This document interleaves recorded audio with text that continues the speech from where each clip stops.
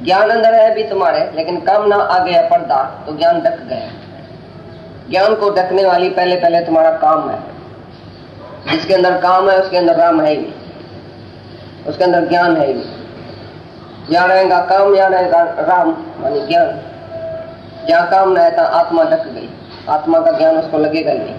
जो एक भी इच्छा जिसको है अंदर में कामना है, बाहर से कुछ उसको चाहिए, तो उसके अंदर आत्मा का ज्ञान होएगा ही नहीं। आत्मा का कभी भी आनंद उसको नहीं आएगा जो बाहर से रस लेता है इंद्रियों का।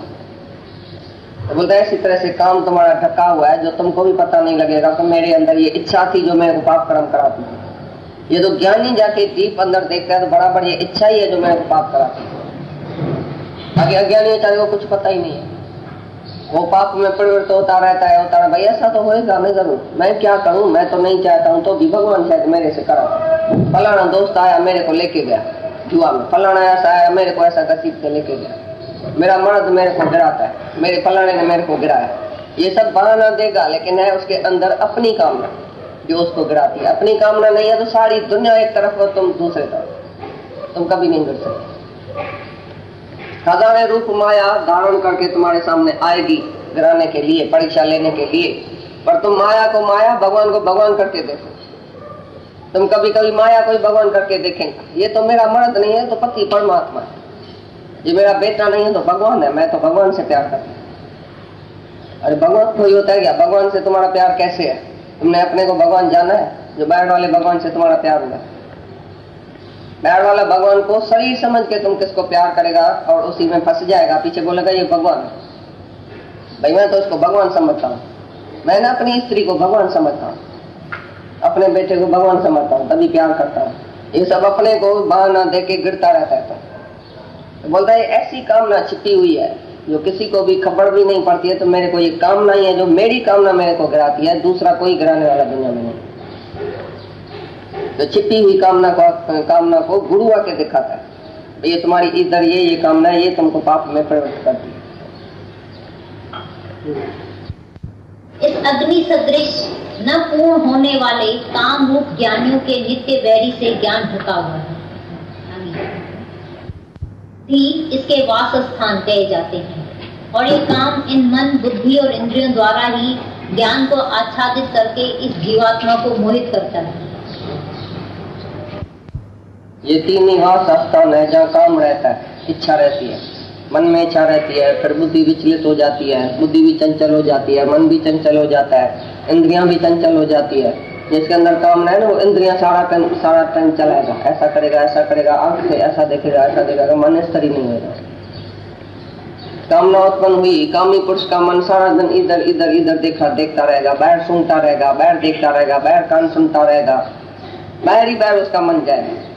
और कभी एकाग्र चित्त से ऐसा बैठ के 5 मिनट भी आंखें बंद करके उसका ध्यान नहीं लगेगा, उसकी समाधि नहीं लगेगी, क्योंकि मन भी चंचल, इंद्रियां भी चंचल, बुद्धि भी चंचल होगी, स्थिरता आएगी नहीं। आत्मा में ही स्थिरता है, बाकी देह में तुम रह के कभी स्थिर नहीं रह सकता। सभी इंद्रियों में काम भरा पड़ा है। तुम देखेगा कोई कामी पुरुष की आंखों से ही तुम देखेगा ये कौन सी नजर से देखता है, मेरे को पसंद नहीं। और जो अच्छी नजर से देखा बोलेगा ये तो मर्द ही नहीं लगता है, ये तो जैसे भगवान, इसकी देखो नजर कैसी है, ये तो हमको स्त्री करके देखता भी नहीं है, ये तो हमको कभी भी खराब नजर से देखता भी नहीं है, इसके अंदर तो कोई कामना ही नहीं है, इसके इंद्रियों में तो हलचल ही नहीं है, ये कैसा शांत रूप है। तो ज्ञानी का शरीर भी शांत, बुद्धि भी शांत, मन भी शांत हो जाता है। और अज्ञानी के बुद्धि में, मन में चंचलता, शरीर में चंचलता, एकदम उसका हाथ पांव रुकेगा ही नहीं। बस अकेला कहाँ भी स्त्री से मिलेगा, हाथ पांव शुरू कर देगा चलाना, वरना इंद्रियों में चंचलता आ जाएगी। डर की वजह से सबके आगे कुछ नहीं करेगा, लेकिन अकेला तुम एक भी पुरुष को और स्त्री को किसी भी बहाने रखो, कहाँ भी देखो वो शांत हो सकता है। बस अंधेरा होगा, रात होगी, उसके मन में चंचलता होगी, भाई ये स्त्री है, मैं पुरुष हूँ। अकेली स्त्री के पास बैठ के भी जिसका मन नहीं चले, इंद्रियां नहीं चले, बुद्धि नहीं चले, शांत चित्त वो सो सके, बैठ सके, और उसमें कोई मन ही नहीं जाए तो ये कोई स्त्री है, मैं कोई पुरुष हूँ, तो ये हुआ ज्ञानी। पर स्त्री को देखते ही जिसका मन, इंद्रियां चलने शुरू होती है, तो माना वो इंद्रियों में जो है उसके काम वासना है, इसके लिए वो रोक नहीं सकता है अपने को, मन इंद्रियों को रोक नहीं सकता है। ये सब जो काम वासना है वो मन, इंद्रियों में और बुद्धि में रहती है। जिसकी निश्चयात्मक बुद्धि है, वो कहाँ भी उसको रखो, कैसी भी जगह में सारी दुनिया के स्त्रियों को सामने रखो, उसके सामने वो ऐसा बैठेगा जैसे एक बच्चा बैठा है। ब्रह्मज्ञानी का जो है बच्चे का स्वभाव हो जाता है, जैसे बच्चा निर्दोष बैठा है सबके बीच में, ऐसा ब्रह्मज्ञानी बैठा है। उसको कोई भी इंद्रिय में रस नहीं है, जो रस भाई किसी को भोगे, किसी में जाके वासना रखे, इसको मैं ऐसा, इसी से मैं रस लूं, इसी से मैं ऐसा करूं, नहीं किसी से बात करना, नहीं बोलना, नहीं हंसना, नहीं किसको ऐसा टच करना, ये सब जो है वो कामनाओं का स्वभाव है। जिसके अंदर कोई कामना नहीं है, उसका हाथ पांव बुद्धि इंद्रियां मन सब शांत है। वो क्या भी होने से किसको टच भी नहीं करेगा, भले अब अकेली स्त्री बैठी हो तो भी बोले मेरा क्या वास्ता है, वो भी भगवान है, मैं भी भगवान हूँ, उसको अच्छी नींद आ जाएगी। और कामी पुरुष को नींद ही नहीं आएगी। ये कामना वाला और निष्काम आदमी का दोनों का फर्क है। तो काम का वास आस्थान बोला बुद्धि मन और इंद्रियां, वो चंचल होती है, कामना में चंचल हो जाती है और आत्मा में स्थिर हो जाती है। जो ऐसी बुद्धि से मन से और इंद्रियों से ऊपर चढ़ गया, आत्मा में बैठ गया, अपने आत्मा में साखी भाव में रहता है, उसका सारा शरीर जो है बर्फ की तरह शीतल हो जाता है। उसके अंदर कामना उत्पन्न ही नहीं होगी, चाहे वो अकेला बैठे, इकट्ठा बैठे, किसके साथ भी बैठे, उसके अंदर में कोई कामना ही नहीं उठेगी। तो इनसे बात करूं, इसको टच करूं, इसको बोलूं, उसके चर्चा मस्ती करूं, इसको स्त्री करके देखूं, उसके नजर में स्त्री नहीं है, उसके नजर में अपना आप नहीं स्त्री है नहीं पुरुष है, वो काम से ऊपर चढ़ गया। किसी भी बात की कामना उत्पन्न होगी, धन की कामना उत्पन्न होगी, बेटे की कामना उत्पन्न होगी, कौन सी भी कामना उत्पन्न होगी तो जरूर पाप करेगा। काम मना कौन सी भी कामना, तो सब बुद्धि इंद्रियों और वास स्थान में है, इंद्रियों में है, तो उसका मन हमेशा चंचल रहेगा। जिसको धन चाहिए वो बैठ नहीं सकेगा, बोले मैं जाऊं धन के लिए, धक्का खा के पर्दे से इधर उधर भागेगा, इधर जाएगा उधर जाएगा। सुख की कामना, मेरे को ये चाहिए, ये भाई जुबान की कामना, मेरे को टेस्ट चाहिए, कहां से कहां तक जाएगा आइसक्रीम खाने के लिए, धक्का खाएगा ना। कामना उत्पन्न हुई और धक्का खाया, चंचलता हुई। किसी भी चीज की चंचलता है तो इच्छा गली गली घुमाती, इच्छा वो ढूंढेंगी तो कहाँ ये मिलेगी चीज, किधर जाऊं, कैसे करूं, कैसे इसे बात करूं, कैसे इसे करूं, तो उसके लिए अकेला ही ढूंढेगा। कामी पुरुष हमेशा अकेला ही ढूंढेगा, सबके बीच में बैठ के प्यार नहीं करेगा, अकेला ही ढूंढेगा। तो अकेला मैं जाके इसको प्यार करूं, इसी से बात करूं, इसी से चंचलता करूं, इसी से ऐसा करूं। और जो निष्कामी है वो सबके आगे सरों को प्यार कर सकता है, सबके आगे सबके लिए प्यार है उसको, एक के लिए खास नहीं है। तो ऐसी तरह से कोई भी कामना होएगी तुम्हारे अंदर में और चंचलता नहीं आवे, ऐसा हो ही नहीं सकता, स्थिर बुद्धि होएगी नहीं। और ज्ञानी जहां भी बैठे, जिधर भी उसको बिठाओ समाधि में लीन, कुछ देखेगा ही नहीं, कोई बैठा भी है दूसरा उसके नजर में नहीं, अपना आप ही है, दूसरा है।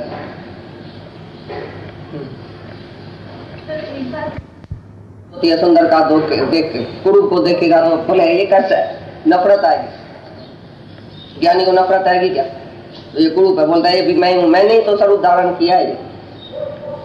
काला कौन है, घोड़ा कौन है, मैं ही तो हूं भगवान। यहाँ काला बनाऊं या घोड़ा बनाऊं, तो जैसी काली मट्टी जो है वो प्रिय लगती है, जैसी लाल मट्टी प्रिय लगती है, सब तो एक ही है। ज्ञानी की नजर में अच्छा सुंदर कुरूप कुछ आएगी, उसके अंदर में विखेरता नहीं आएगी। सुगंधी देके खुश होवे, दुर्गंध देके विखेरता आवे, या भाई इधर से असल बिल्कुल मेरे को पता नहीं क्या होता है, अंदर मन जो है वो चंचल नहीं होता। ऐसा भी नहीं है ज्ञानी जाके दुर्गंध में बैठ जाएगा, ऐसी कोई बात नहीं है, लेकिन जो तुम्हारे में विखेरता आ जाती है वो विखेरता नहीं है। सर्दी गर्मी भूख प्यास दुख दर्द दुख सुख लाभ हानि, इसी द्वंद्वी जोड़े में वो एक समान रहेगा, शांत रहेगा, मौन रहेगा, गंभीरता में रहेगा, चंचल नहीं हो जाएगा। ऐसा क्यों हुआ, ऐसा क्यों हुआ, ऐसा नहीं। सुंदर किसको देखे, आत्मा ही सुंदर है कि ये लड़की या लड़का सुंदर है?